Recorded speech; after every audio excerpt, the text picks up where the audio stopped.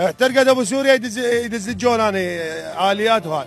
يعني انت من الطوق اجازه مال البنايه مال الاستثمار، غير يخلي بيها سباوه هاي البنايه يباع لها 6 طوابق بيها باب طوارئ ينزل للارض اذا صار حريق اذا صار شيء. عمي خلف الله على بن عجب الحسوني جاب البم مالته مال كونكريت نقذ العالم اللي معلقه فوق. خلف الله على حج عباس ونشكره جدا نشكره والله يوفقه ان شاء الله. ثق بذات الله هو نقذ العالم صح. قام يشبك اثنين على البم وينزلون على البيوت. انتوت العالم البارحه زين بال 75 نفر نزلوا من فوق والخباطات مالته ينقلوا المي زين.